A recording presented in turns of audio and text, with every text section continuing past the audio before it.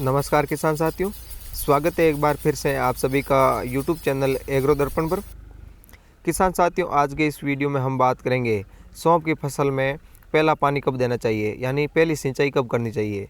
यहाँ पर आप जो सौंफ की फसल देख रहे हैं, ये 15 दिन की सौंफ की फसल हो चुकी है, लेकिन अभी तक इसको पहला पानी नहीं दिया है, क्योंकि सौंफ की फसल है, इसका अंकुरण काफ़ी देर से होता है, 8-10 दिन के बाद में अंकुरण होता है। तो अंकुरण देरी से होने के कारण इसको बढ़वार में थोड़ा समय लगता है।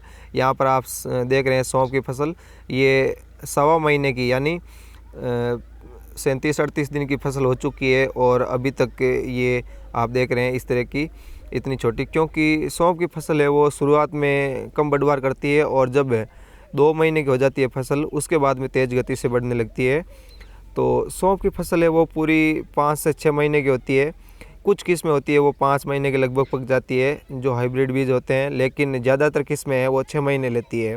इस कारण सौंफ की फसल को जब हम पहली सिंचाई की बात करते हैं तो इसको काफ़ी समय लग जाता है। 25 दिन या 30 दिन के लगभग पहली सिंचाई करनी चाहिए। जब फसल 25 से 30 दिन की हो जाती है तो उसी समय आपको इसमें पहली सिंचाई करना चाहिए।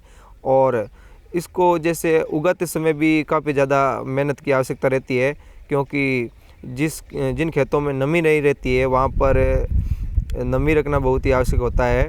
नमी रखने के लिए जैसे आप पहली बार सिंचाई कर देते हैं बुआई के बाद में, तो सिंचाई के 5 दिन बाद में एक बार फिर से आपको थोड़ा थोड़ा फव्वारा और चलाना है, अगर आप फव्वारे से सिंचाई कर रहे हैं तो।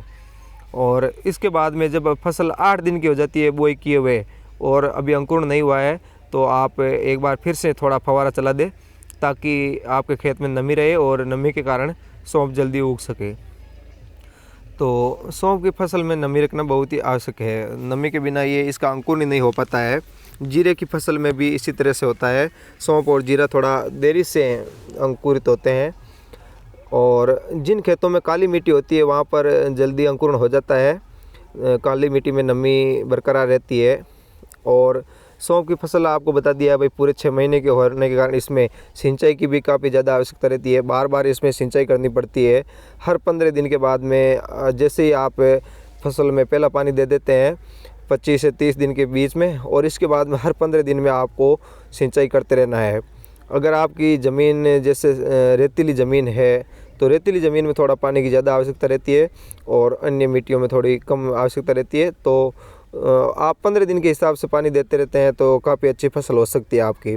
यहाँ पर जो आप फसल देख रहे हैं, ये फसल भी 4 क्विंटल बीघा के हिसाब से हुई थी, तो 1 एकड़ में 10 क्विंटल।